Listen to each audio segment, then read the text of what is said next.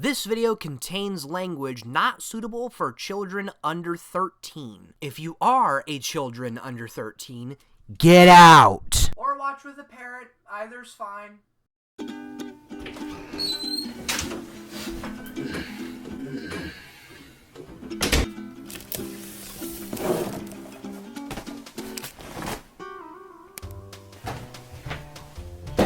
Alright, old girl. Been a while since you've been used.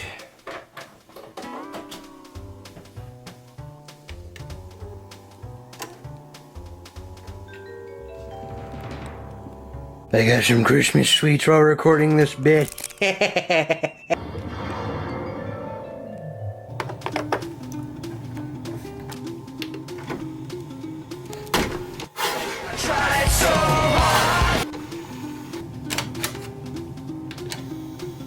Oh, come on. Uh-oh. Easy, boy.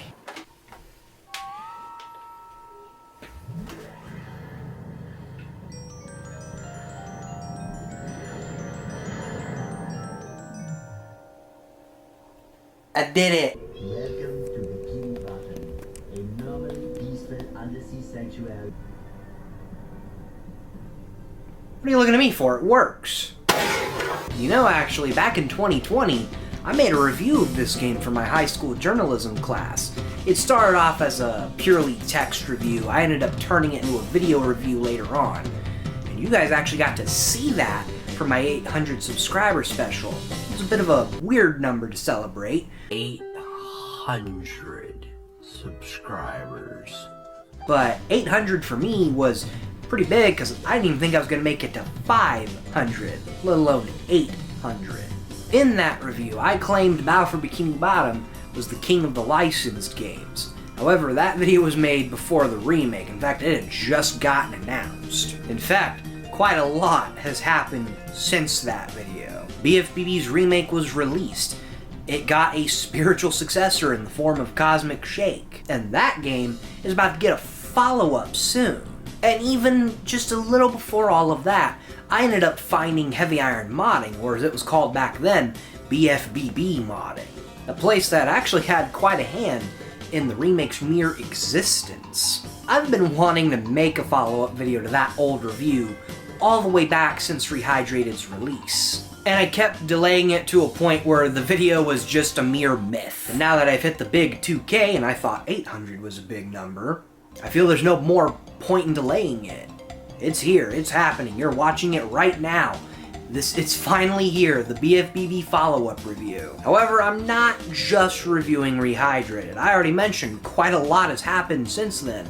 So what I'm going to be doing is looking at every single game that has BFBB's DNA baked into it. That means I'm looking at the original, movie game, Creature from the Krusty Krab, all three versions of Truth or Square. Even though the DS version has no BFBB DNA, I'm only talking about it because people would be mad at me if I didn't. The remake, Cosmic Shake, and of course, a look at the community. As a lot of really cool stuff has actually come out of said community. And as I mentioned before too, are kind of responsible for Rehydrated and Cosmic Shake's existence. With all this being said, ladies and gentlemen, it's about time we look at the legacy of Battle for Bikini Bottom.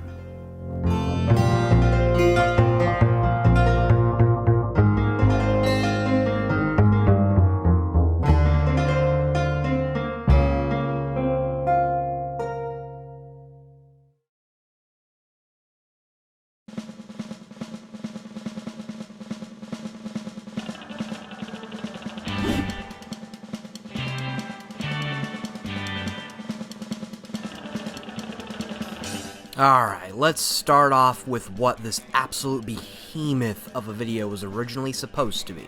What do I think of Rehydrated, and what are my current thoughts towards the original? Well, it's a bit complicated. My thoughts towards the original are the exact same, so I don't plan on going real deep into that. All I really can say is that it's still a fantastic game, worthy of your time, and that I actually did get over the ballroom at some point. I don't think it's terrible now, it's just okay. If you're going to play it, I would normally suggest tracking down a physical copy of the Xbox version and play it on an original Xbox.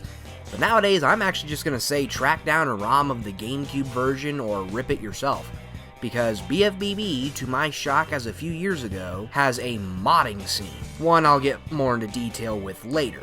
But I will say right out of the gate, if it weren't for these folks, Rehydrated and Cosmic Shake might not even exist. The developers used the Industrial Park editor to rip assets from, I believe, the PS2 version, and port them over to Unreal Engine for them to tidy up later. This did end up causing some controversy though, as the tool's creator, Igor, I am not saying that name in full, sorry man, would not receive any sort of credit at launch. This in turn also made other people in the modding server angry at Purple Lamp. Credit was eventually added, however some people still weren't even satisfied with that, and honestly, not much you can really do about that. I think holding a grudge after so long is kind of petty, but I do also understand that the situation getting fixed doesn't just magically erase it from history. And also, yes, I would be a little bit bitter too if my tool was used for a game and I wasn't credited at all at the start. If anything, the situation being fixed has memorialized it as a controversy that really did not need to happen. Speaking of controversies that don't need to happen, let's possibly lose some subscribers, cause good old Koopy here has his own unique opinion about Rehydrated that doesn't follow any hive minds. I don't hate Rehydrated as much as some other people do, but I also don't love it as much as others. But I do still like it. In fact, it is my preferred way of playing Battle for Bikini Bottom casually. I really only go back to the original for modding purposes. That said, there are things about Rehydrated I don't like. First off, the music was handled pretty poorly. That's coming from someone who used to listen exclusively to the Rehydrated tracks. After I found out how they were made, finding out what sources were used, and after listening to the original stereo masters that were released about a year afterwards, I couldn't go back. Also, yes, this actually meant Rehydrated did not use the original master files to base its remixes off of. They actually used the worst YouTube rips you could imagine, meaning not only were the tracks in mono, because every version of the console game had the music in mono, you could also hear some CRT buzzing in the background if you listened carefully.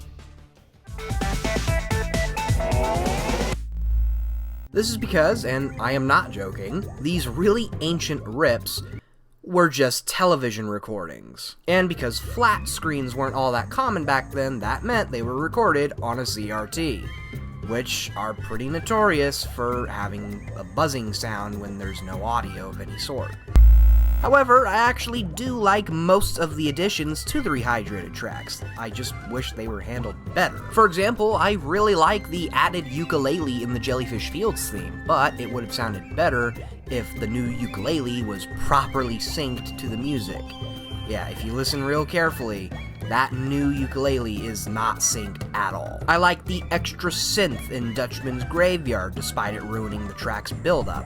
Slide and Murmulaire are just awful. Goo Lagoon and Rock Bottom, on the other hand, are fantastic remixes. Rock Bottom, in particular, just downright rivals the original stereo track. The remake as a whole looks fantastic for the most part. I love how Goo Lagoon actually looks like Goo Lagoon now.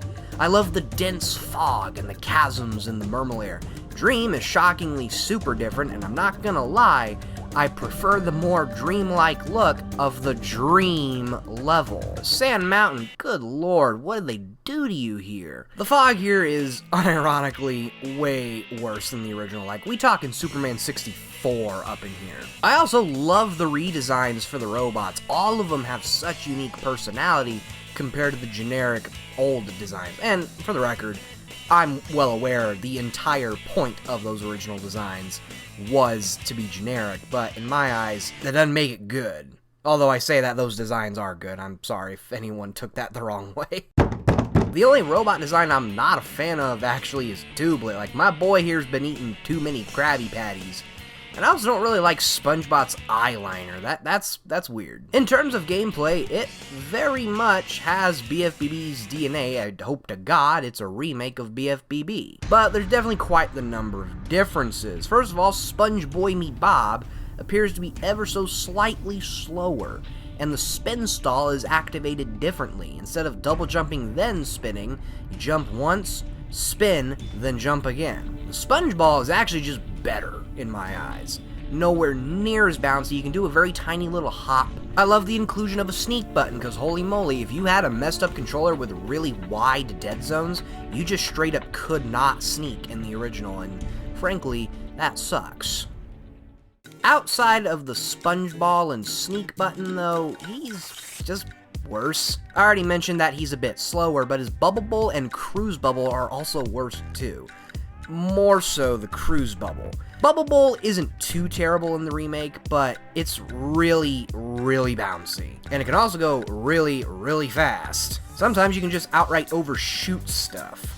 The cruise bubble, on the other hand, good lord. This was my favorite move in the original game. I always loved sniping chucks because they'd chuck me off a cliff. Now though, I avoid using it as much as I can. It feels so much more loose, and I can't get over it. Before moving on to other characters, let me tell you about other things that got worse. Murmurlair Ballroom, fuck you. I mean it when I say every other bit of gameplay got improved, or was just alright compared to the original. But not only is the ballroom here just downright terrible, it is worse in every way. In the attempts to make the area more easy, they actually made it a lot more hard, because the timing on literally all of the obstacles is just off. And 9 times out of 10, the ball will get stuck on the wooden plank here, or it might just go off to fucking Saturn because the ball physics are messed up too. And because of how weird the Bubble Bowl is now, actually activating the button that launches the ball onto the golden spatula is a 50-50 gamble. Okay, back to positives. Though SpongeBob may have gotten the short end of the stick in terms of improvements, Patrick and Sandy very much have not. Sandy can do a mid-air lasso against enemies now, which is very useful in locations like the oil ambush in Sandy's Dream. But this does come at the loss of the original's significantly better grappling mechanic. Patrick, on the other hand, there is not a single thing wrong with him. He is just outright better. His speed appears to be intact. He can do a mid-air attack now. His smash now has 2 tiers similar to Movie Game, which actually isn't too useful in all fairness. And his throw will always hit the target now, instead of having the game occasionally target something and have Patrick still not throw it all the way. Freezy Fruits are also much better now too. In fact, they might just be broken. If you're crossing a big area that's frozen, you pretty much never have to worry about running out of time, as Patrick can now reset the Freezy Fruit timer whenever he pleases. Meanwhile, in the OG, you had to wait for the goo to completely unfreeze, and even then, it wouldn't let you freeze it again immediately afterwards. The only downside to this massive change is Patrick's speed not being any different on ice. In fact, slippery surfaces as a whole for all characters no longer give you any sort of speed boost, which actually just downright sucks. Oh well, outside of those minor nitpicks, Rehydrated as a whole is still a great time. I would highly recommend playing it at least once, just to see if you end up preferring it over the original. I know I sure as hell do. As I already mentioned before, I only go back to the original for mods. And speaking of mods, if you're playing Rehydrated on PC, I do have the unfortunate privilege of telling you that Rehydrated doesn't really have an impressive modding scene. That said though, it does have mods, and allow me to recommend you one. Captain Eli 137's Classic Stereo Mod. This mod is a necessity, in my opinion. It replaces the Rehydrated tracks with the original stereo masters, and if I'm not mistaken, it also gives the tracks proper loop points instead of having it loop from point A to B. If you don't know what that means, it's kind of like playing a song on a media player and just repeating the song. I don't like it when games do that, so that's part of the reason why this mod for me is a necessity.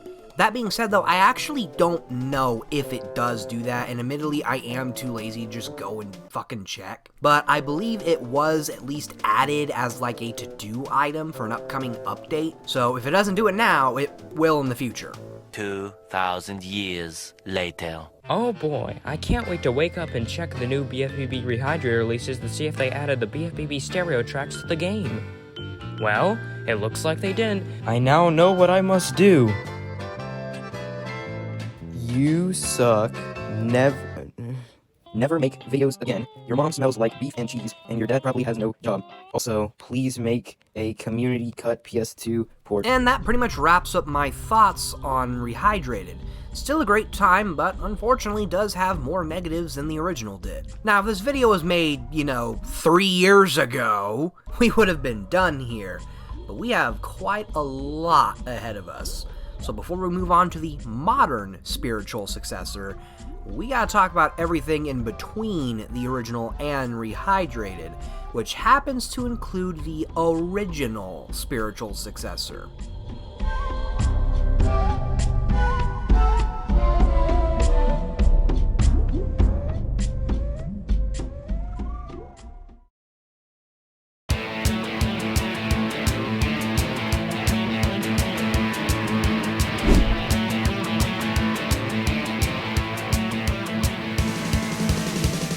The SpongeBob SquarePants movie video game. Dear God, that is a mouthful. This is my first ever video game I ever played.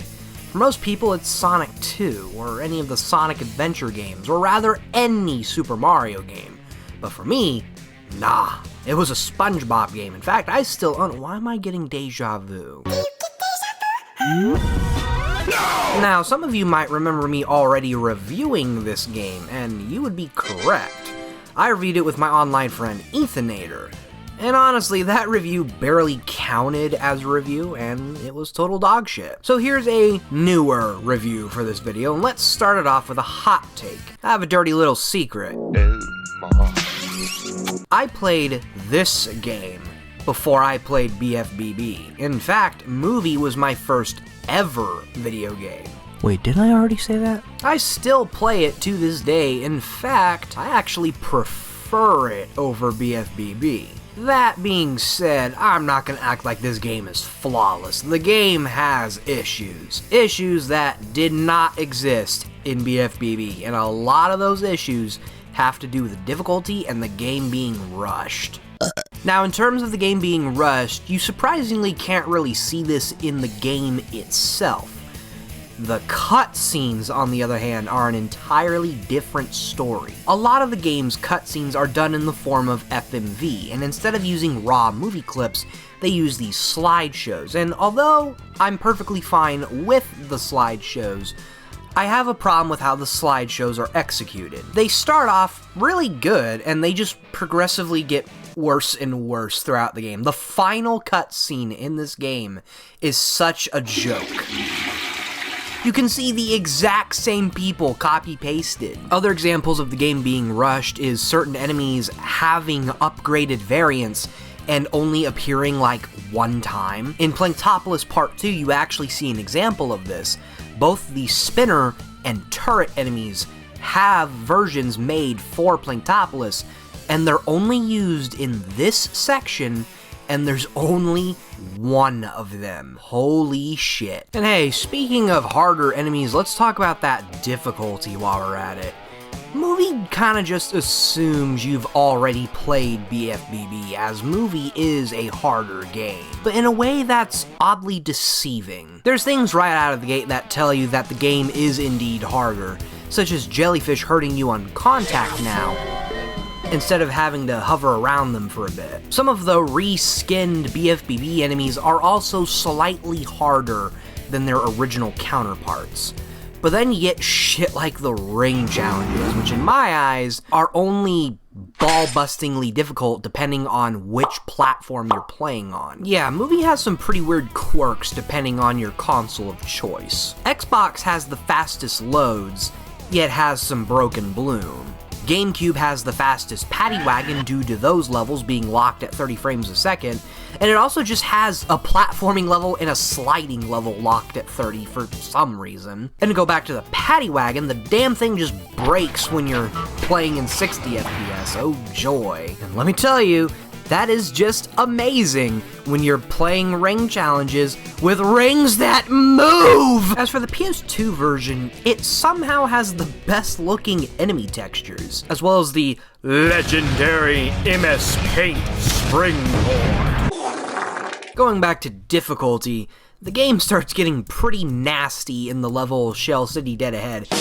Movie introduces an upgrading system for your moveset and health, and technically speaking, upgrading for the most part is optional. But there are indeed moments where the game implies that you should probably be doing so, such as this challenge in the second level of the game being just straight up inaccessible without an upgraded throw or an upgraded sonic wave guitar. And by the way, to use that upgraded throw in this area, you pretty much need the upgraded slam to stun enemies. But I'd argue Shell City Dead Ahead is where the game really starts nailing in your thick skull that you're an idiot for not upgrading. For if you do not have the brain power to figure out an alternate way across this gap here, your upgradeless run ends at this exact spot. And if you do figure out how to get across, you're immediately greeted with 2 required slam buttons that are being guarded by mini-mervs, an enemy you cannot get close to.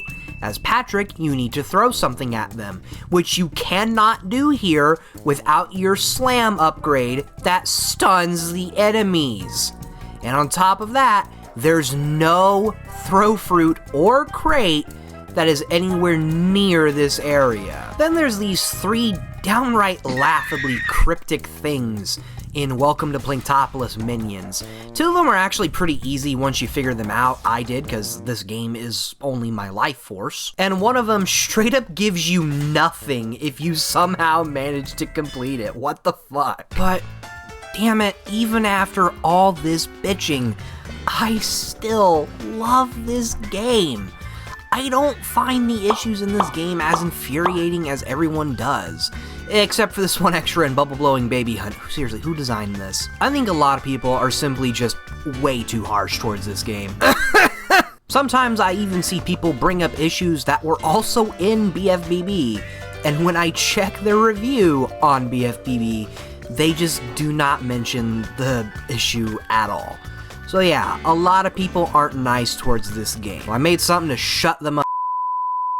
Yeah, I wasn't going to bring this up later in the community section of this video, but I made a mod for the movie game called Community Cut. A mod that aimed to fix most of the issues that the community had towards the game, hence the name.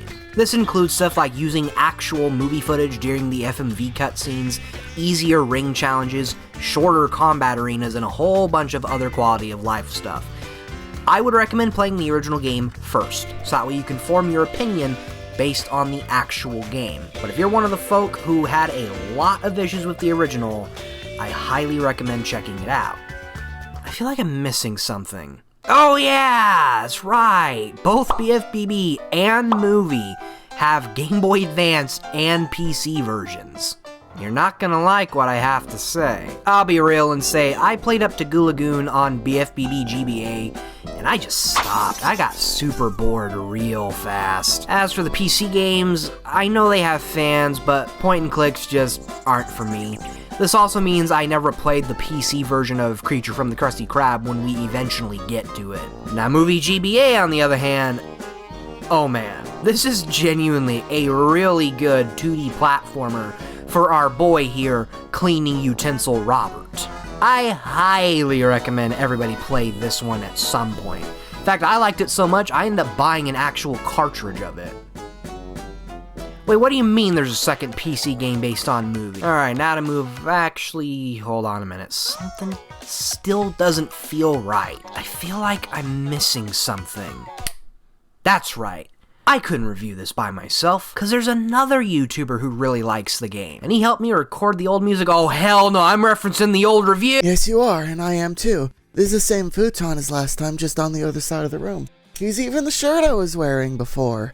Yeah, same hair too, just a bit longer. The corkboard's not really there anymore. I'm not really sure why I had that. My mother made it to hold all the loose discs I had, but...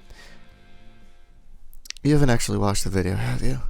Thoughts on the SpongeBob movie game? Do excuse me, I caught a cold while I was in the middle of filming this. If BFBB is Mario 64, then the movie game is Mario Galaxy. In Truth Square's 3D world, not strictly, I think BFBB is a better game of that set, while Galaxy is the better game of the other set, but more in its gameplay philosophy and how it has far more spectacular and memorable set pieces with more variety in gameplay. I utterly adore how goofy driving the paddy wagon is, but its signs of being rushed are obvious and numerous. The GameCube port especially. Heavy Iron seemed to have a lot of issues with the GameCube overall if their Night of 100 Frights port is anything to go off of. People tend to place large emphasis on asset reuse from BFBB, but besides player models and maybe some textures, everything here feels all new with a new soundtrack. No thanks, Truth or Square. You could compare to Majora's Mask in that sense. Quite impressive for how obviously limited on time they were, working with an unfinished movie to base their game on. Despite it all, it has a full world with so much to see. Before my segment starts devolving, like the game's cutscenes, into just reviewing the game again inside another review, allow me to just ask you to play the game yourself. There's clear passion and love here, and you might love it too. Avoid the GameCube version if you can. It's the single worst way to experience the game, and even if you're not bothered by visual downgrades, the common loading screen freezing should be enough. Play it on PS2 or Xbox. PlayStation 2 emulation has come a very long way in the last few years. Xbox is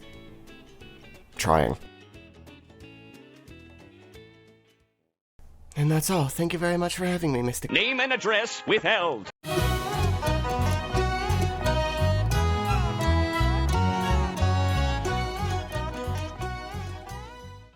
Before we begin this section proper, I would like to get a head start listing off any accomplishments made by the community, with someone not exactly connected to the BFBB community specifically, but still had one hell of an accomplishment. I would like to give a mention to one of my online friends, Asteroid BK, who is unfortunately no longer with us. Although Asteroid never had any direct involvement with the BFBB community, he did still do something I consider pretty impressive. Like one of my other online friends, SheriffTheGreat, Asteroid would have a hand in releasing a majority of the masters for Creature from the Krusty Krab soundtrack. He would even have an interview with the game's composer, Matt Black.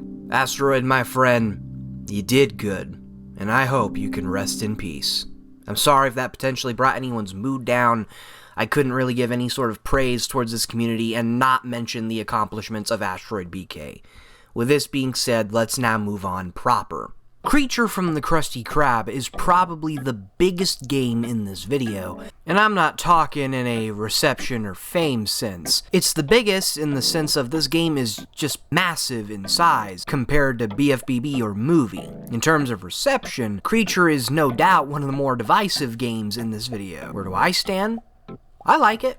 I don't like it as much as BFBB or movie, but I like it. Part of the reason it brings it down is because as a game, it's a bit more unfocused compared to the likes of movie, which is already a bit more unfocused compared to the likes of BFBB. Almost every level does something to make it different from other levels. Diesel Dreaming is a mix of driving and platforming levels, as well as some beat-em-up gameplay. It's also got that Rat Fink art style going for it in the racing segments. The first platforming section is where you're introduced to the game's equivalent of the BFBB socks, or movie treasure chests, the Sleepy Seeds. There are two kinds of these, a Patrick Seed and a Plankton Seed.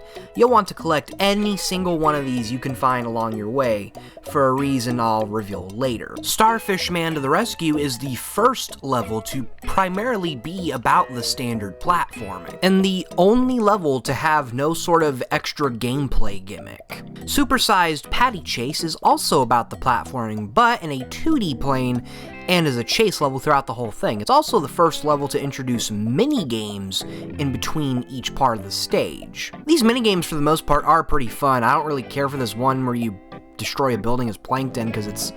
what is this? But the others, for the most part, are pretty good. Alaskan Belly Trouble, despite being the midway point of the game, is one of the last levels you'll be doing any sort of platforming. It is also primarily platforming like the previous two stages, although it is a bit more like Supersized Patty in the case of you are interrupted occasionally by a minigame, and you also start off with a one-time gimmick where you skydive. Rocket Rodeo is essentially where the gimmicks take over the game. You fly a rocket as Patrick that has a limited amount of fuel. Hit anything and you lose some of that fuel. This level also has the first boss fight, despite being in the latter half of the game. Revenge of the Giant Plankton Monster. Good God, I thought Movie Game's name was a mouthful. Well, it is definitely the level of all time. It's kind of slow, you're essentially a tank, and you know what, I don't really have a problem with that. I also love the fact that the main goal of the level is literally just destroying Bikini Bottom. Listen folks, I'm a simple man, so whenever I see things go boom, or see that I can destroy things, my monkey brain activates and I just go It Came from Bikini Bottom is a level. What now? Where have I seen this before? Yeah, this is just Rocket Rodeo again, but this time you play as SpongeBob. This is one of the last levels of the game, and it's what's represented on the box art. Creature's got some weird priorities. This is the level that was also shown in the game's main trailer, right next to Revenge of the Giant Plankton Monster, but I think that was only for like a second. Rooftop Rumble is, okay, for being technical, the real last platforming level of the game. However, there's only like one section where you do any platforming, and that's right here. Outside of that, this is a beat 'em up level, and does this count as a boss fight? I don't count it as a boss fight. Hypnotic Highway is actually different depending on who you play, because yes, you can actually pick your character in this level, assuming you collected all those sleepy seeds, which, by the way, Hypnotic Highway has its own set of, meaning if you did get every sleepy seed before this point, you still cannot pick any other character upon entering the level for the first time. Yeah, this is what those seeds are meant for. If you collect all the Patrick ones, you can play as Patrick, and if you collect all the Plankton ones, you can play as Plankton. The level will actually have a different ending depending on who you play as too, and that will also be the ending of the game, as this is the final level. It's actually a rather short level too. This is just one race. Yeah, no platforming of any kind, which is actually really weird, because this, along with the other B-movie levels except Rooftop Rumble, they all have exploration versions in the soundtrack. One other cool thing about the level is, depending on your character, you do just straight up get a different level for the most part. Every character has their own unique path. Speaking of the characters, how exactly do they function in this race? Well, SpongeBob and Plankton get the racing gameplay from Diesel Dreaming, but like I mentioned earlier, everyone has a unique route. So if you play as SpongeBob, you'll be taking a different route than Plankton. Patrick on the— oh god damn it, it's that fucking rocket again. Okay, I feel I should mention why I despise this rocket, and SpongeBob's plane for that matter. I grew up with the Nintendo Wii version, which locked a lot of things behind motion controls, and the control of the rocket was locked to the Wiimote's pointer. And let me tell you, with the function of having the rocket lose fuel upon getting hit, man, these levels were the bane of my existence as a child. The plane level in particular is actually the sole reason I started swearing like a sailor, and let me tell you, I bet my mother loves this game for that reason. Alright, so depending on which ending of Hypnotic Highway you get, it all comes down to the same true ending.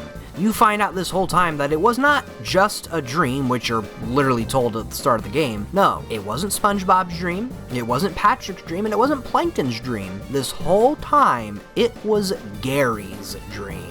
After that plot twist, you're then greeted to Gary roaming around Bikini Bottom and seeing stuff from his dreams suddenly enter reality, or so he thinks. All this culminating to SpongeBob just actually getting murdered on screen. Holy shit. So as I implied earlier with my comments about the rocket, this is another case where each console variant has their own quirks. Surprisingly, this time around though, it is just mostly visual, and for some reason, one specific attack. PS2 and GameCube are pretty much the exact same, apart from this little dash attack here. There's a bit of a charge up on GameCube, and to my knowledge, the PS2 version has an even longer charge up. In terms of graphics and quality, night and day. The GameCube version is just the pits when it comes to visuals. And I'm not talking about it not being pretty with all these cool graphical effects. I'm talking about the fact the models just straight up break. Patrick, what is wrong with your neck, my dude? Surprisingly, with the visuals, the Wii version is actually the exact same as the PS2 version, with the only real differences being motion control. And because the Wii version is pretty much the exact same as PS2 as a result of this, didn't even bother fetching more footage of the Wii version. This is still the PS2 version you're watching. Like BFBB and Movie, Creature would also get a Game Boy Advance and PC version, but it also got a DS version. Once again, you're not gonna like what I have to say. Just about everybody says the GBA version is the best way to play. Well, I am not everyone. I don't think this is the best way to play. It's still a decent game. I've yet to finish it because I got bored midway through, but it's a decent game.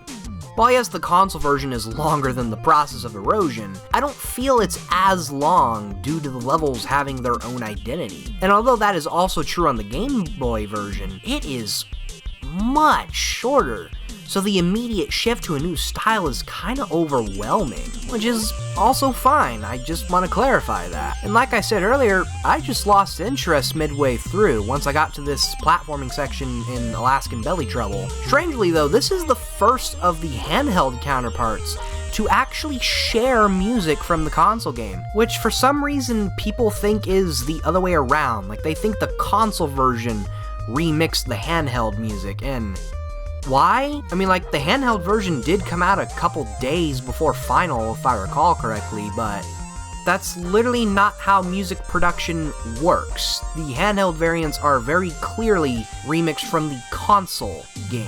Of course, it's not just straight up the original pieces. All of those were about 3 minutes to 6 minutes each, and not every track was adapted. Some levels just have new pieces altogether, and some don't even play the correct music at all. This music is also used in the DS version, but with higher quality samples. Yeah, that's pretty much all I have to say about the DS version. That's literally the only thing I think it has going for it. Alright, that's not entirely true. It does have some pretty sick cutscenes.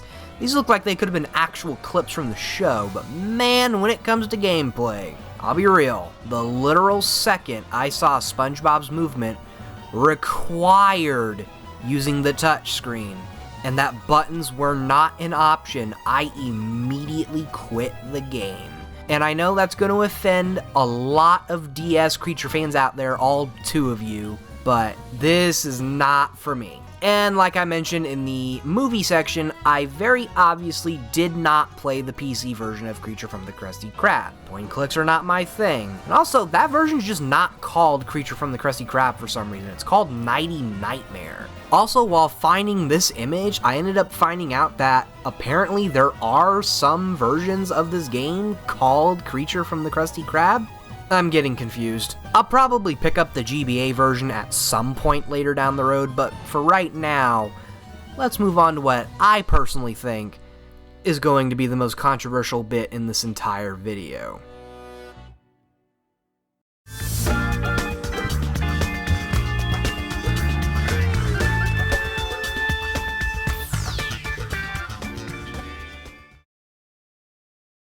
Before I continue, I would like to explain why exactly Atlantis SquarePants is being omitted from the video. Simply put, it's not because I dislike the game. In fact, I think the console version is overhated, and the DS version is simply fantastic from what I've played. I'm leaving it out because outside of a couple assets, there is zero BFBB DNA in there. The games themselves have no elements of BFBB in terms of gameplay. Meanwhile, in Creature, it genuinely felt like the next evolution of the BFBB formula, despite it not being made by Heavy Iron Studios. That said, let's continue on with what is, without a doubt, the most divisive game of the video, Truth or Square. This is also going to be one of the longer sections because I got quite a bit to discuss. Let's start this section off with a bit of a history lesson, shall we? SpongeBob's Truth or Square originally started off as an entirely separate game by the name of Happiness Squared. I say entirely separate game when in reality, this was Truth or Square. What we ended up getting is what was being made. What we've been seeing in all that footage relating to Happiness Squared was simply just an earlier build, a really fucking different earlier build, but an earlier build nonetheless. Speaking of which, we have a surprising amount of footage of pretty much all the known earlier builds, some of it looking nearly final. From what I remember hearing from one of the devs, the only thing that actually changed in between Happiness Squared and Truth or Square was the name and nothing more. Personally, I don't fully believe that, because why would an entirely separate game happen to have a story beat for the upcoming anniversary episode? So yeah, I just wanted to mention that before I got any comments saying, oh, I wish we had Happiness Squared instead, when in reality, that is exactly what you got, just under a different name.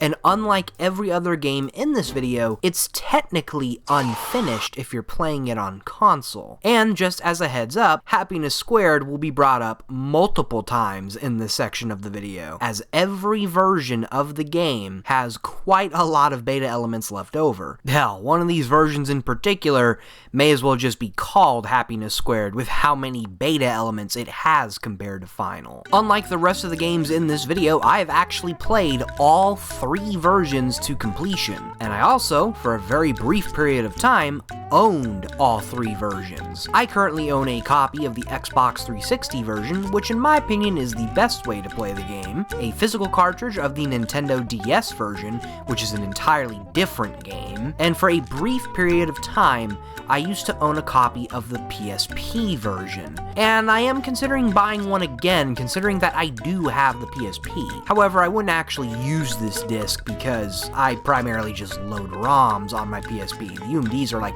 battery killers. Now, out of these 3 versions, which do you think would have the least amount of content?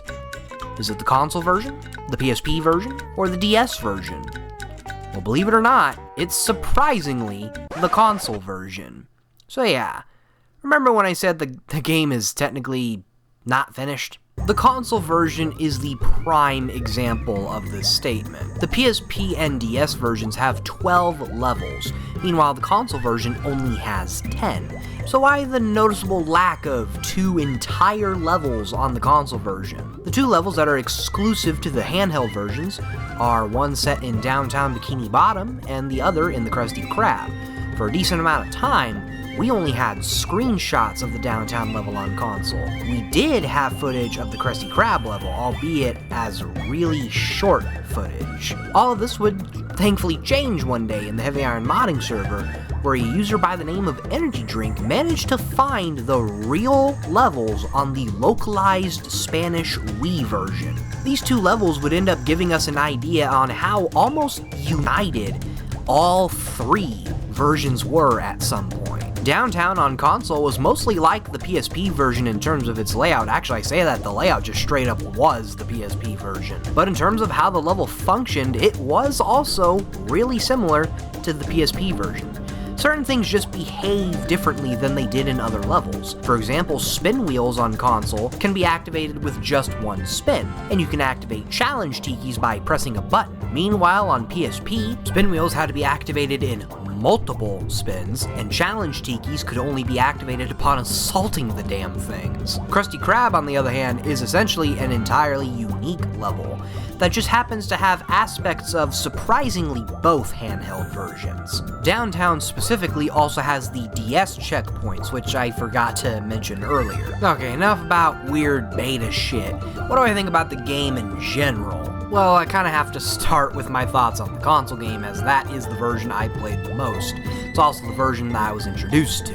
And here's where people are going to get pissed off at me again. Remember how earlier I said I preferred movie game over battle?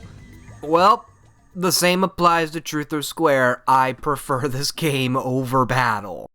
Oh, brother, this guy stinks! But unlike movie, it's not by much. With Truth or Square, I'm not going to pretend it's just a better game than Battle, because it's really not. I fully acknowledge Battle for Bikini Bottom is the better game. However, I just have more fun with Truth or Square due to its short nature. I kinda just prefer short games overall. And again, this game is really short. Like, if you straight up do not go back for those optional Tiki challenges, this game will deadass take you like a couple hours to beat. As for those Tiki challenges, you get nothing for the most part for completing them. On the console version, all you really get for completing them is something called a happiness object, which is just an item you can mess around with in the hub world. On console, I actually do kind of like messing with them though. Every single one has a cute little animation to go along with it. Meanwhile, on PSP, they just spin in place. And this is still the rewards you get for completing the challenges on there, but you get them in a different order due to the inclusion of the 2 extra levels, and you actually do have a bit of extra incentive to go after these. You get videos showing off concept art, which are also on the console version, but you get those on there by getting these little Happy Meal thingies. Now on DS, you are encouraged to go after these whenever you can, because much unlike PSP and console, it's not a matter of them simply existing in the level. Hell, on console you have to replay the level to even have the chance to go get them. Here on DS, you kinda just feel like you didn't finish the level if you didn't go after these. Much unlike the console version, these take a lot of effort to unlock, and I'm pretty sure they still do not get you anything. But for DS specifically, even for all 3 of these versions, I don't mind that because the challenges that go along with them are pretty fun. I feel like the game does exactly what it sets out to do. It's a nice, short, fun SpongeBob game. And in terms of stuff like combat, it's probably my favorite of the bunch. SpongeBoy Me Bob himself plays completely different from Heavy Iron's other entries. No longer does he have his BFBB moveset, which was directly copied for movie, and was absolutely borrowed a little bit for Creature. Now he has the Spatula Slam, the Spin Slap, and the Cannon Shot. These 3 moves get upgraded when you get the Sponge Buff power-up. Your Spatula Slam turns into a mighty sledgehammer, your Spin Slap becomes this massive turbine of death, and the Cannon Shot makes a different noise. Holy shit. Oh, wait a minute, hold on. I said that was given via a power-up. Yeah, probably the biggest addition to the formula is power-ups. These power-ups appear on all 3 versions of the game, and depending on which version you're playing, they do behave a bit differently. But for the most part, they're all the same. Firstly, there's the Sponge Buff, which acts as a super mushroom from Mario. On console and PSP, you get the Sponge Buff like you would any other power-up. But on DS, you actually have to earn him from getting enough happiness nuggets, which are these little coins you can see throughout the game. Like the super mushroom, you will lose the Sponge Buff when getting hit, or when the game just decides you don't get to have it, which on console happens a lot on Karate Island. Seriously, on this level, don't get used to having buff because this game will actively try its damnedest to take it away from you in this level. Unlike the other power-ups, Sponge Buff is probably the one you're going to care the least about losing, depending on which version you're playing. Let's just say, if you know...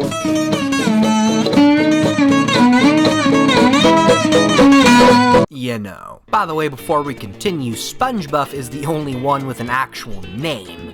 So for the rest of them, I'm just making up the names as I go. Secondly, there's the Patrick Slam, which is the first of many temporary power-ups. In fact, Sponge Buff is the only one that has any sort of permanent feeling. The Patrick Slam is essentially just an automatic Spatula Slam, which is also what the other power-ups are too. They're basically just automated versions of your pre-existing moves, except surprisingly all of them on DS. Then there's the Sandy Spin, which is an automatic version of your Spin Slap. This one behaves differently on all versions. So like, I'm leaving out DS entirely because I kind of already said all of them do behave differently on there, but on console version, it is super fucking fast, and you can just destroy anything in your path. Meanwhile, on PSP, although you are still automatically spinning, your movement speed is not increased at all, and for some reason you can jump with it, which is something you can't do on the console version when having this power-up. Also, for some strange reason on PSP, every time you destroy what is called a kelp trap, it's this thing, I'll let it speak for itself.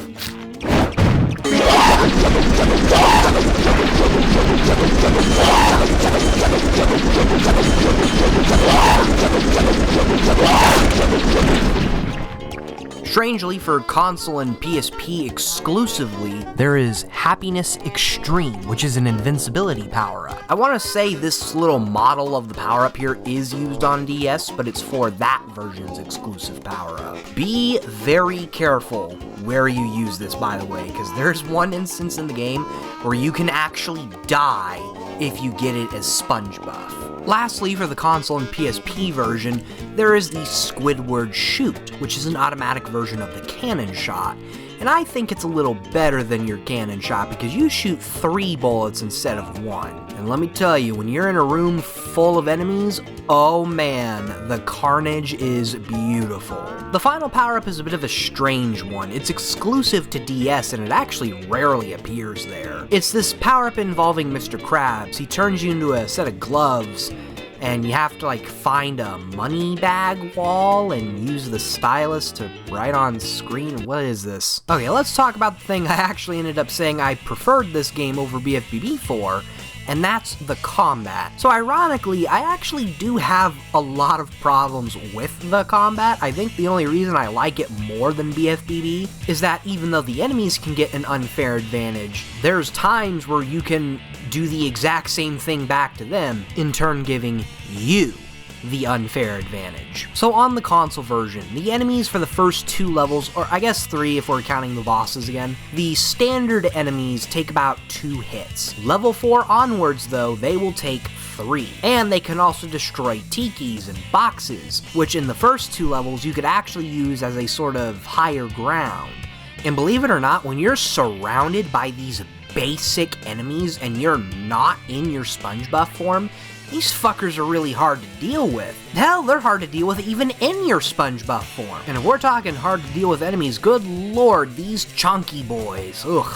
The big hammer dude and the big anchor dude are fine, but good god man, this big one with the propeller hands, he just sucks. Both figuratively and literally. And believe it or not, it's even worse on the PSP version, where he's one of the first enemies you fight. Hell, even the version that's supposed to be the weaker one, it's just him but with a different model. Okay, outside of that pretty glaring oddity on PSP, the combat actually is easier on that version because none of the enemies get any sort of buff. Like, none of the enemies end up getting any extra health points like they do on console. In fact, combat is made even easier because if you jump up into the air and then do a slam, you can one-shot basic enemies. Well, when they don't block, that sucks. As a result of this easier combat, the mini-bosses are kind of a joke. On console, you feel the threatening energy these guys give off. The first mini-boss, Wee Yellow, just straight up stalks you on the console version. Tenderizer has the ability to change the environment to his advantage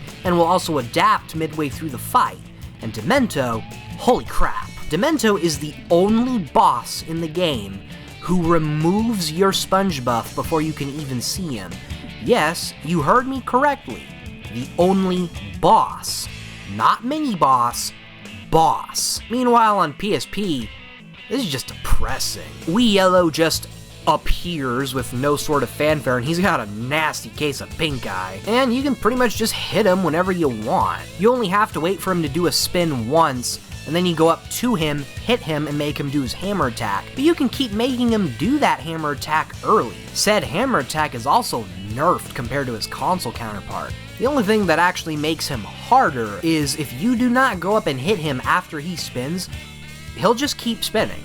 Tenderizer just feels completely random on when he'll let you hit him. And Demento, my guy here just doesn't even try. His weak point is always exposed, and you can hit him whenever you want. He also doesn't spin anywhere near as fast or as long of a distance as he does on console. You end up fighting all 3 more than once. You fight all 3 for a second time in the Krusty Krab level, and then you fight Wee Yellow and Demento for a 3rd time, and actually, I'll save that for later. The normal bosses, strangely enough, got buffed. Patbot and Squidbot require the SpongeBob power-up to even hit them.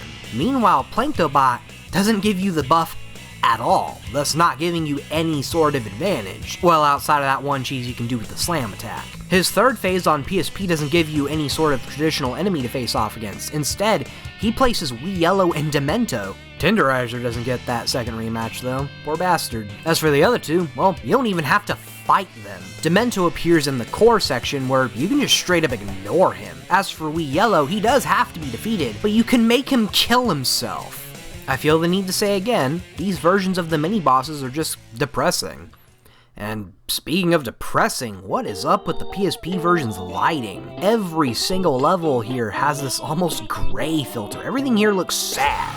You know what though, it is still my preferred version of playing Truth or Square on the go. For the most part, it's literally just the console version, but with 2 extra levels and very minor differences. That's not to say the DS version isn't good though, because it is really good. Alright, I mentioned earlier that one of these versions may as well have just been called Happiness Squared. Well, we have reached said version because there is nothing Truth or Square about this version of Truth or Square. Not only is this a completely different game for the most part, but this has the most amount of beta elements. First of all, it has this springy boy here, just like the PSP version. And I ended up finding out he actually does exist on the Wii version as he's in the downtown level, and frankly, I'm okay with that. I love the springy boy. DS also has whatever the hell this is supposed to be, which only appears in one level on PSP, and it's like near the end of the level in question. But probably the most unique enemy on DS is this, what almost appears to be a mini Demento. I find it weird I'm bringing up Demento yet again, but he's just the weirdest enemy across all these versions. Because you look at him on console and PSP, and like look at this nice orange and blue color scheme. Why does he have Tenderizer's color palette on DS? Well, I can tell you why. That's because this is what he looks like in concept art. Concept art that, I should remind you, gives us mere glimpses into the Happiness Squared days of this game's development. Speaking of things looking different, certain levels just have a completely different identity compared to the other versions. The Patbot fight is set in the daytime. Downtown starts off in the streets just like Happiness Squared. In this level that's supposed to be Karate Island on the other versions, which, fun fact, is just called Kelp Forest 2 on PSP, because I mean, look at it.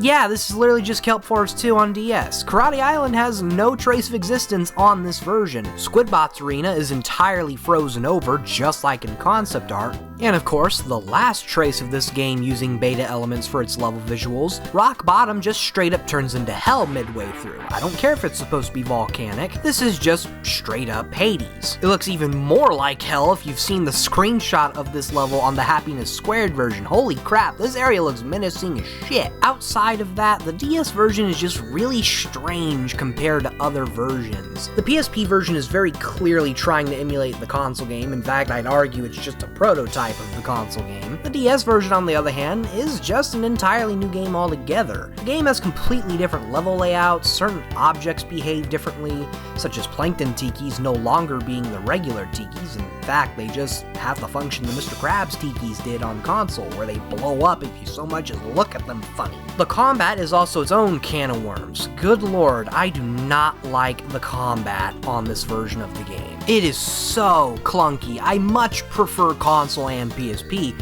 where I can just straight up go up to them and beat the shit out of them. And on PSP, like I mentioned earlier, you can do that little cheese involving the slam. Meanwhile on DS, I pretty much have to know what every enemy's weakness is to kill them quicker, because yeah, the enemies have weaknesses in this version. Hammers are defeated instantly by cannon shooting them, spinners are defeated instantly by slamming them, and shooters are defeated instantly by spinning them. The same does apply to their much more chonkier versions, but then there's instances where I have no idea what the weakness is supposed to be because the game just doesn't tell me.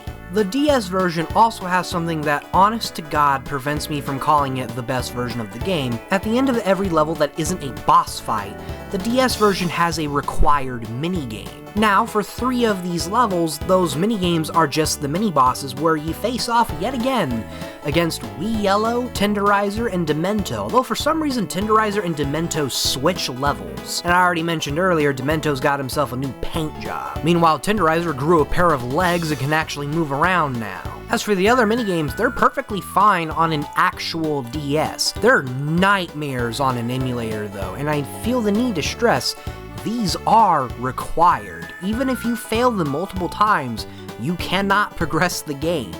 You have to beat them. But again, on hardware, the minigames are actually pretty fun.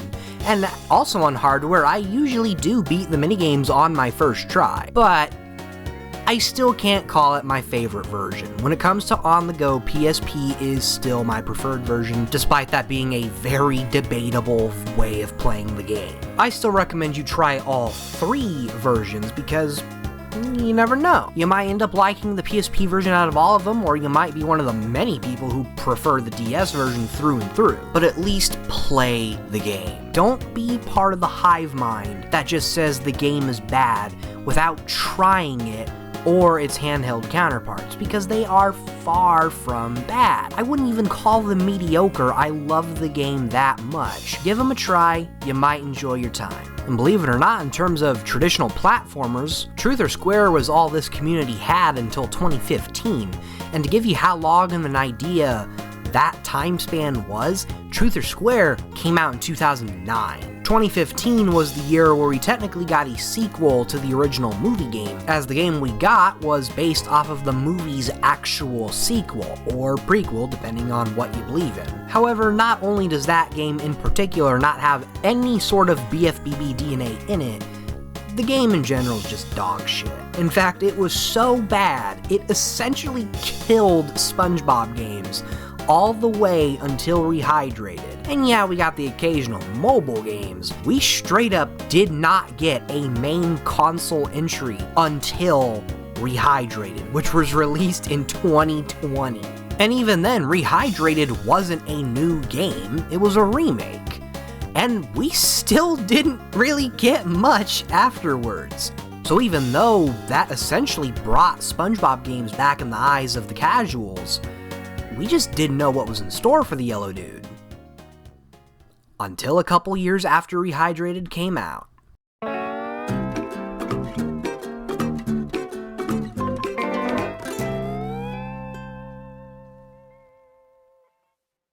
Let's get one thing out of the way. It does not matter what your thoughts are towards this game. Cosmic Shake is arguably the biggest event in this franchise's gaming scene, as this was the first original console game in nearly 8 years. I remember the day this was announced, and although I had some concerns, I was still beyond hyped. Then the game actually released, so what do I think about it? Well, I like it. I don't love it, but I like it. Even though this is supposed to be a spiritual successor to Rehydrated, it actually feels more like a tribute to the previous SpongeBob games discussed in this video. It very obviously has the BFBB DNA, as SpongeBoy Me Bob plays exactly like his BFBB self, minus his unlockable moves and the bash. Instead, he has a new set of unlockable moves: this piss-poor glide, a cartwheel dodge, a super slam, the ability to launch a bubble, which is more like the cannon shot from Truth or Square, and he even has power-ups, which in turn is where that Truth or Square DNA kicks in. Your guide throughout the game is a mermaid who's secretly a bitch, and your journey is super linear, just like movie. And when it comes to visual variety in the levels, well, this game is all over the place, and these levels are quite beefy in length, just like Creature. Now, I do gotta say, when it comes to comparing it to the other games, I do come back to Cosmic the least. But for it being the first original SpongeBob game since Hero Pants, it's genuinely really good. One thing I love about this game is the costumes. Oh man, the costumes. These are easily my favorite part about the game, because not only is there so much variety with the costumes, there are so many, and a good chunk of them are references to the show or other things about this franchise. Like, look at this. It's SpongeBob with the BFBB helmet. That's sick as shit. And look at this. It's the wizard outfit from the Goofy Goober Rock music video from the movie. And oh man, that's his summer outfit, his karate gear. Oh, he's a Goofy Goober, yeah. The haunted mattress, and holy shit, that's just straight up SpongeBob Steel Pants from Battle for Bikini Bottom. I can play as the final boss from BFBB! Okay, listen, I know a lot of this game's charm is the fan service and nothing more, but damn, is it great fan service. On top of that, some of the dialogue is really good. In no SpongeBob game has Patrick specifically had this many lines that I just genuinely got a good laugh out of. Fear not, my Whaley. It is Sir SpongeBob of Bikini Bottom, here to rescue you with his loyal squire, Patrick. Square Patrick? I thought you were the square one.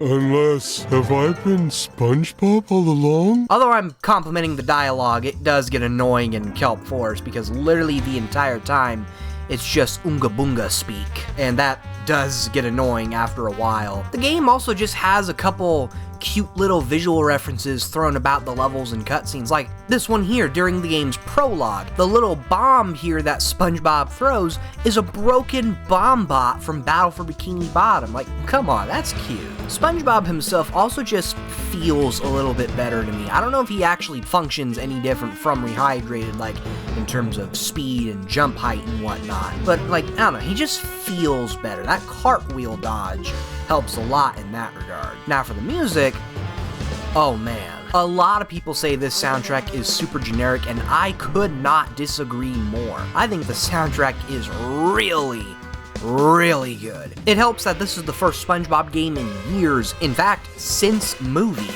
to see the return of Hacienda Post, I think that's how you say it, the company who did the sound work on the original Battle and movie game, and they also helped with the earlier seasons of the show, and I want to say the movie in general, like not just the game, the actual movie too. And they want it to be known they are the ones who worked on this game as well, because this game's version of Jellyfish Fields, the track that plays here has a leitmotif from that game's version of Jellyfish Fields.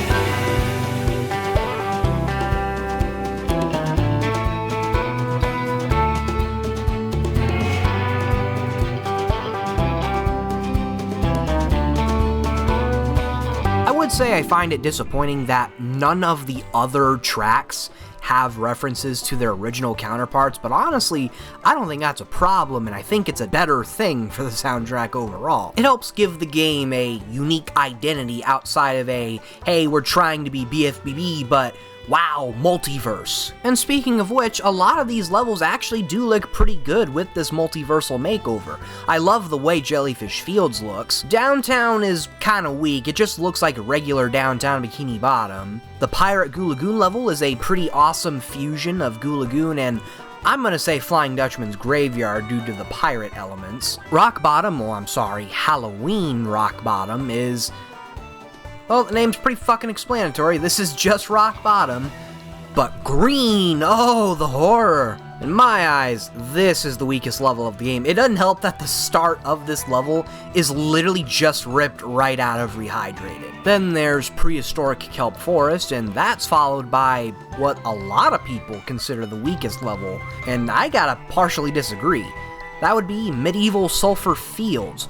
I think the level looks really good, but it doesn't look a damn thing like its location. First of all, why Sulphur Fields? This place only shows up like one time in the show. And again, it just doesn't look like the Sulphur Fields outside of the sky here. For most of the level, it's set in this forest, and this could have very easily been the Kelp Forest level, or better yet, you go into a castle at the end, have this be a sand mountain level. The last level in the game is what I believe is a first for any SpongeBob game, that being Glove World. Glove World was originally supposed to appear as early as the original battle. However, it never got used, and in fact, it didn't even get made. And seemingly it was never put into any game afterwards until this one. Much unlike its predecessor, every level here ends in a boss fight, and yeah, none of these are exactly good bosses. In fact, I'd argue it's a really big stretch to call a good chunk of these boss fights, because a lot of them you don't even actually hit the person, you're just chasing after them, like Mr. Krabs or Prawn. What the fuck? Yikes. What is that yellow thing? Some kind of mold? Or it's a mini level like King Gary, or it's just not a boss fight at all like this random lady, Twitchy the Witchy. Who? But then there's the granddaddy of all the disappointment, Madame Cassandra.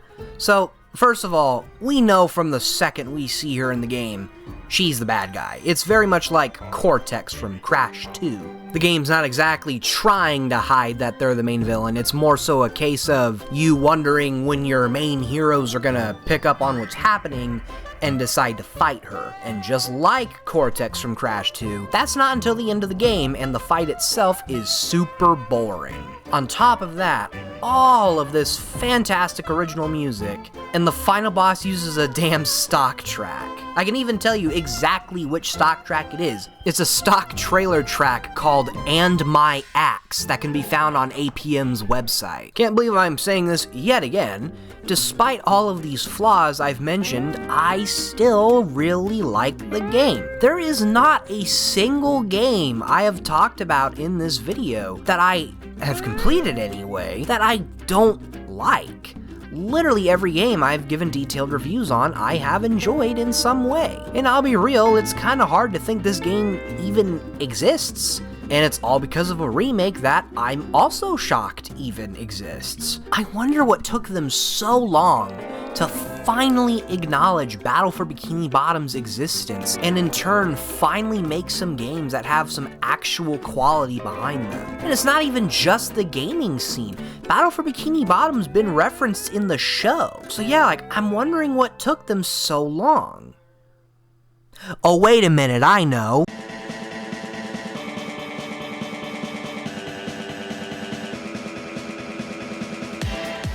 Arguably the biggest, if not the only reason to BFBB getting a remake in the first place, and leading to the creation of not only the Space Milkshake, but also an upcoming possible tie-in game to the fourth movie, was the community. Now, I've already mentioned the whole Industrial Park controversy earlier in this video.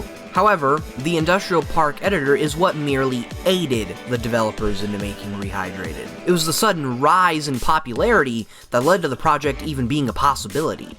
Ever since the speedrunning community started speedrunning BFBB, the game began to skyrocket in popularity.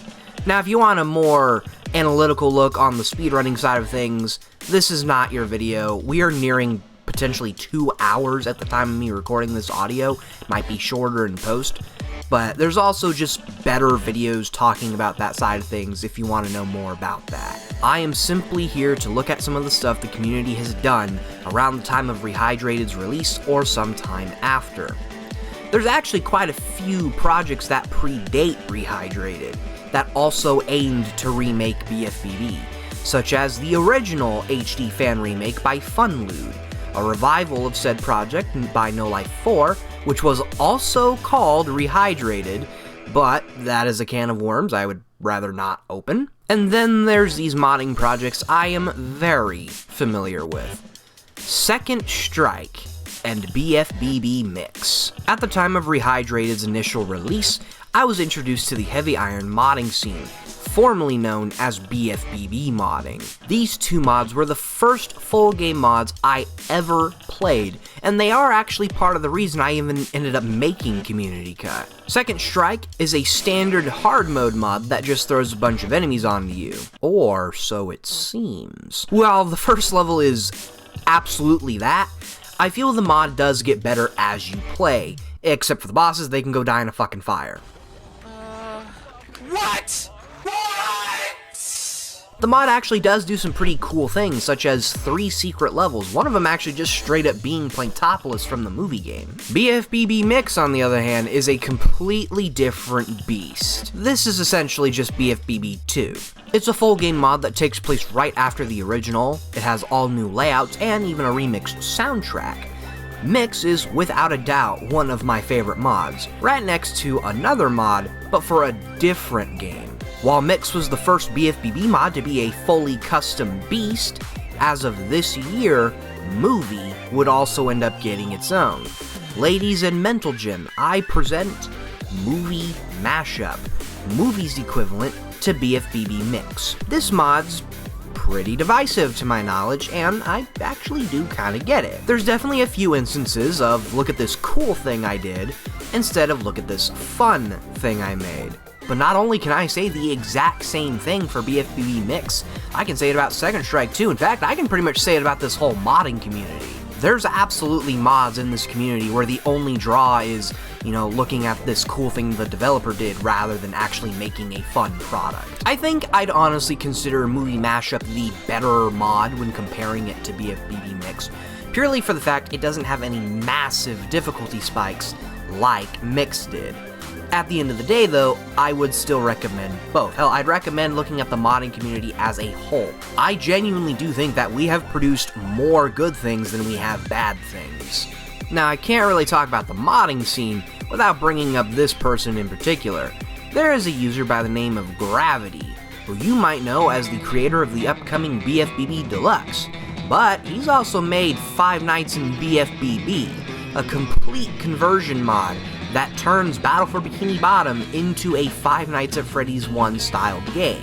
I personally don't play FNAF all that much, ironic considering I do consider myself a fan, so I don't really have anything to say about it other than it's pretty impressive, all things considered. I also don't have anything to say about BFBB Deluxe yet because, well, it's not even out yet. A mod that adds an entire 100 extra spatulas to the original BFBB.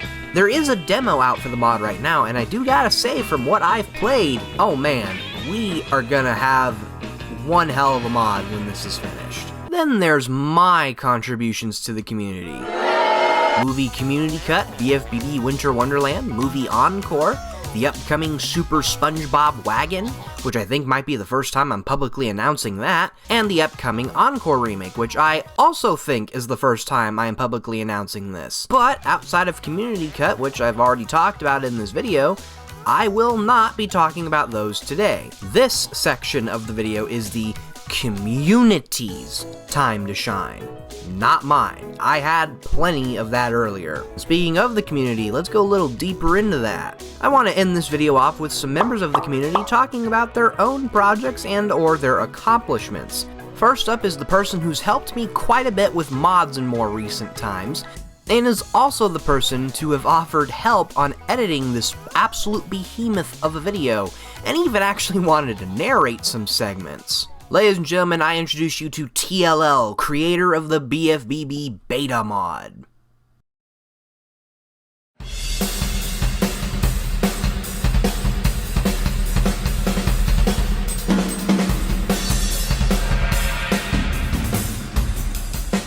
Hey everyone, it is me, TLL, or the TFLL, but preferably TLL. And today, I wanted to gather all of us around this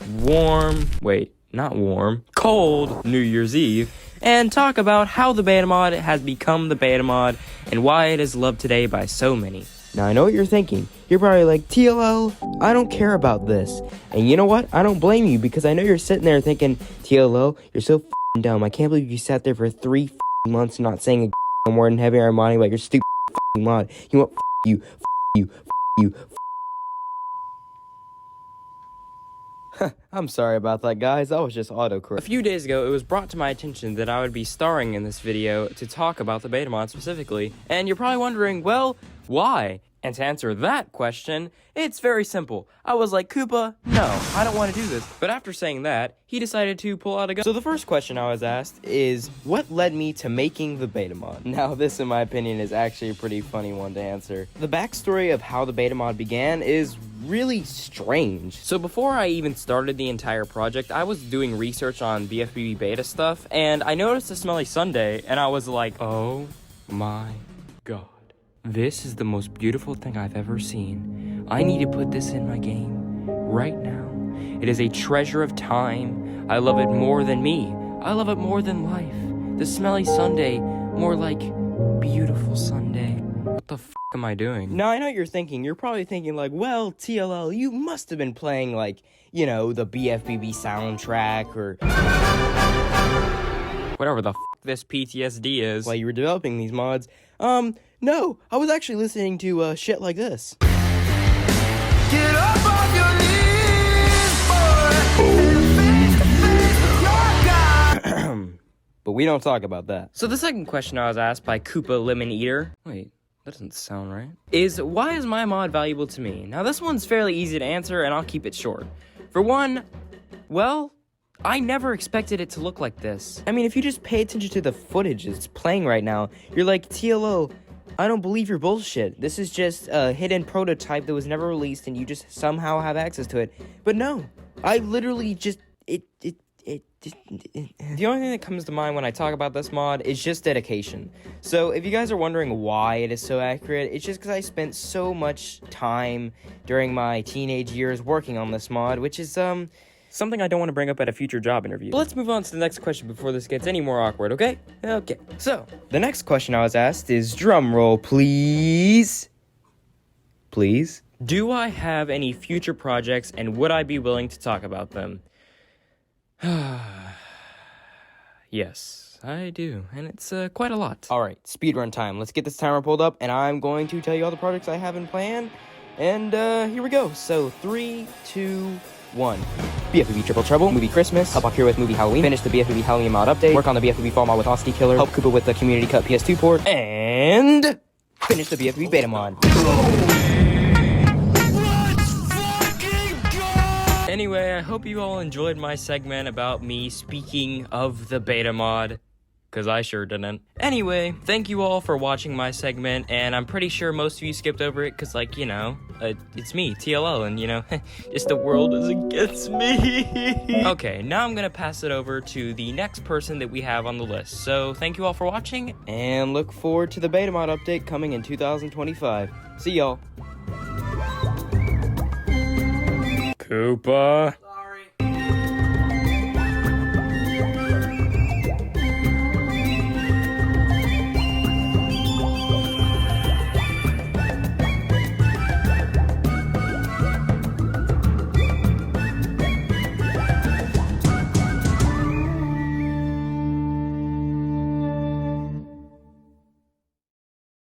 Next up is someone who TLL also helped, and was actually inspired by me to direct his own mod. Ladies and gentlemen, AkiraTheGamer, director of BFBB Halloween mod, also known as SpongeBob ScaredyPants Battle for Boo-kini Bottom.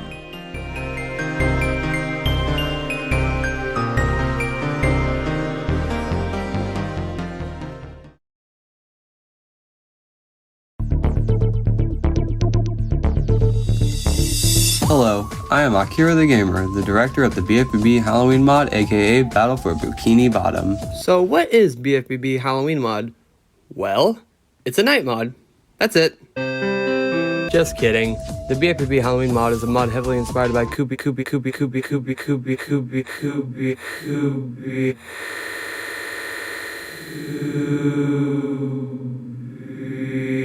Why do you do this to me? The BFBB Halloween mod is a mod heavily inspired by Kooby Eliminator's Winter Wonderland mod. And you're probably wondering, Akira, what led you to make this mod?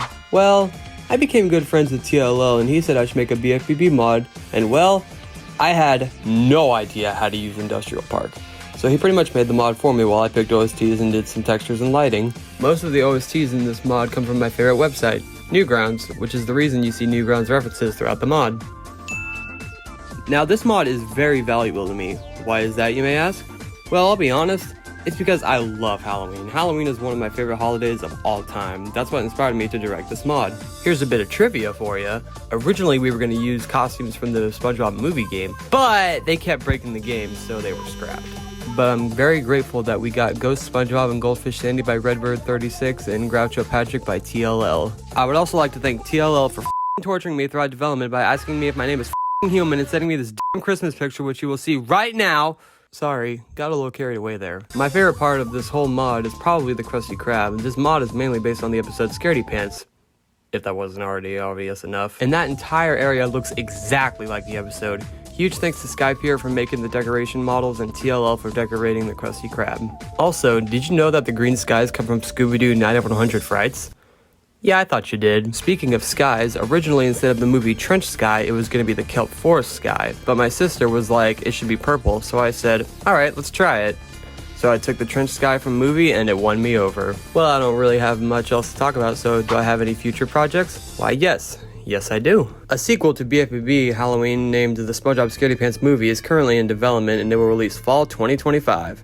I know it seems like a long time from now, but it'll be here before you know it. Another project I have planned is named Triple Trouble, which gives you all 3 characters in all levels with the exception of the main 3 bosses and the hub. With all that being said, I am AkiraTheGamer, and this was the Halloween mod.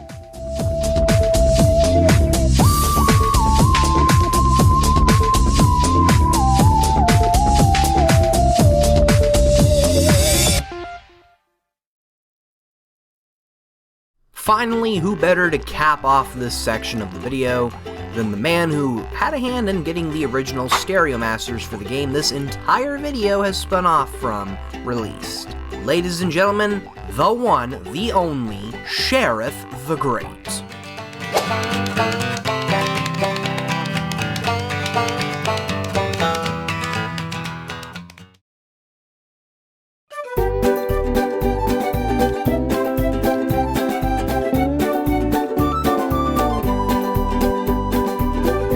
Hi people, so this is essentially just kind of a TLDR on how we got the BFBB stereo tracks from the sound designer studio all the way over to the current publisher, THQ Nordic. So it all kind of started off in August of 2019 when THQ Nordic had released a public demo at Gamescom 2019, if I remember correctly, where they were showing off a very early build of the game, and with that early build you could clearly hear that there were very compressed and also mono tracks used in what we were to then find out was a 2020 game. Now with that, I wasn't personally happy with that at all, so that's what initially started my search for these tracks. So that kind of fast forward to October 2019, I then put out a video confirming my issues and, of course, highlighting the issue as a whole, just to kind of let other people know that this is a thing and that this is happening. And after that video in October of 2019, I had essentially begun getting to work by speaking with the lead sound supervisor on the original 2003 game, Tim Borquez, and then separately as well, in tandem, speaking with the lead producer, so not to do with sound, but the lead main producer on the actual remake, Martin Kruch of THQ Nordic. So there was a bit of communication from the old team, then speaking with myself, and then the new team.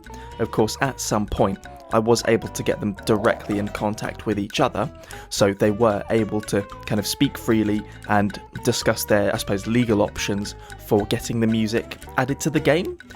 It wasn't eventually added to the actual game itself, but it was added to the game's Steam soundtrack. And after all of our hard work and dedication to get these tracks out in their intended form, it really was nice to see that Steam update back in December of 2020, as that's when it had initially gone through, and then the stereo tracks were not just available for everyone to listen to, they were there in their uncompressed format as well.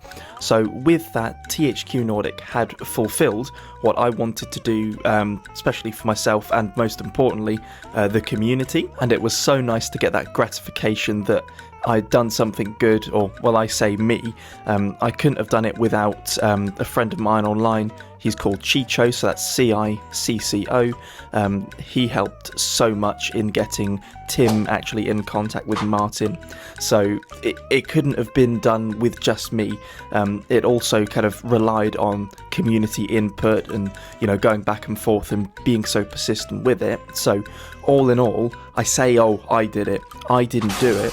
It was with the help of everyone else, with myself being at the forefront of it. So without any community input, I don't think it would have gone through. So I really have to shine a light on everyone in the community's help and just how amazing everyone's been. It was a wild ride, and I know we haven't got the uncompressed movie game tracks yet, so that's something I'm looking forward to going forward. I'm still actively pursuing it, but not as often as I can, but nonetheless, it's something I'm looking into. Also, one thing I wanted to kind of go over before I go would be the Rehydrated relief. That was a little charity event. Well, I say little, we've raised over I think $4,000 since our first one in 2020, I initially actually came up with the name, but then we also had input from community members like RidersDX, who's part of the YouTube community, Zach Pack, also part of the YouTube community, but then also for the first relief, which I think made it really kick off, was help from Shift, the speedrunner behind BFBB, and also I think we did get a few bits of promotion from THQ Nordic themselves. They retweeted a few of our tweets back in 2020, so we did have a lot of help getting that motion and kind of getting that money raised for charity. We've done one each year consecutively since, and of course, just to say as well, I'm planning the one for next year. It'll probably be based on the new game, so I'm hoping that we can kind of get that done. I'm currently drafting up the logo and what have you, so I really look forward to getting the new relief underway. Like I said, it will probably be in a year or just under a year from now, but it will be a bit of great fun just raising money for a good cause. Also, I just want to thank Cooper as well for giving me the opportunity to just give a brief rundown as to how the BFBB stereo situation went, and also touching upon the Rehydrated relief. So it's something that I really do appreciate, and of course, hopefully, if Cooper's ever so kind, he'll leave links down in the description as well, just so if you want to go watch the BFBB stereo music videos, where I've essentially kind of given updates and you can view the progress in real time. So I made videos as info came to me. You can do that, or also as well, I've got an entire more lengthy video going over the BFBB music story, so hopefully that'll be linked down below as well. So thanks for watching, guys. I do appreciate you listening to my ramblings. Take care.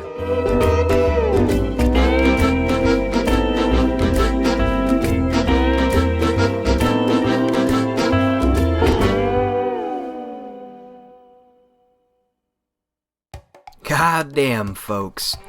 This was a bit of a long one, I am aware. I've been wanting to make this follow-up since the day Rehydrated released, all the way back in 2020.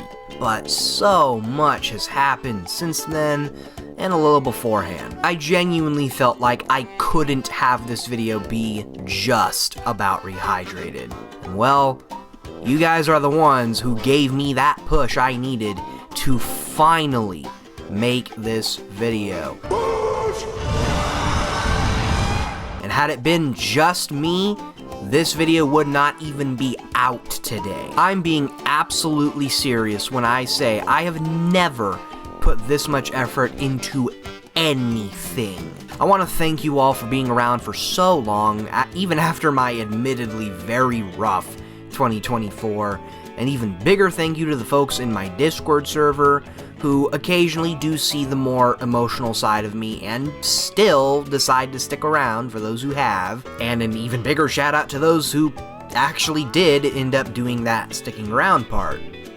And of course, a massive shout out to the folks who participated in the creation of this video.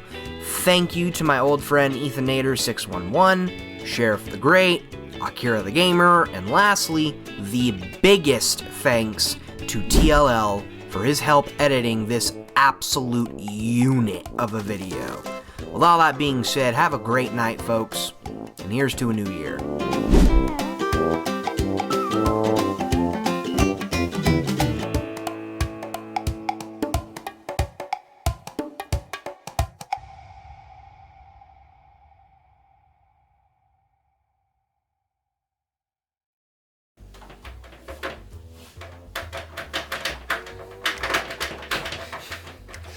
Can't find the outlet. For example, I like the also gives the tracks proper loop points instead of having it loop. Whoa, what the fuck? It also gives the tracks proper loop points instead of having it. Wow, I did it again. Yeah, movie has some pretty weird quirks to play. Sorry, Bonnie. Sorry very much, Bonnie. Oh no! Hey, so am I. This is the same futon.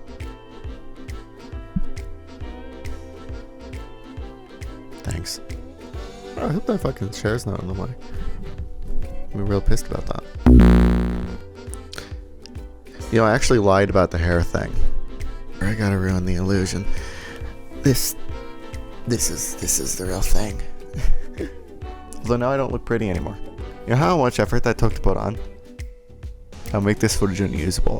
I'll flash my titties. My HRT, I have them. I'm gonna get you banned. Like the previous two, it is primarily platforming, but like Supersized Patty, you are occasionally, what the fuck? Hell, one of the versions in particular may as well be called Happiness Squared, with how many Bella elements? Good God. Spin wheels took multiple spins, and cheeky challenges could only be what the fuck did I just say back there? Downtown specifically also has the DS checkpoints, which I forgot to mention earlier in the final game. What? Okay, hold on, that's not even a blooper, that's just what the script says. I think I forgot to type a comma? Well, I kinda have to start my On the console version, all you really get for completing these Tiki challenges is a little item. I keep trying to say object when I am wanting to say item. No longer does he have his BFBB moonset. Now, moonset? What? Outside of that pretty glaring oddity on PS2, the combat is much easier. Wait, did I say PS2? And of course, the last trace of this game using beta element. This is easily my favorite part of the game. It helps that this is the first SpongeBob game in years, actually since movie, to see the return of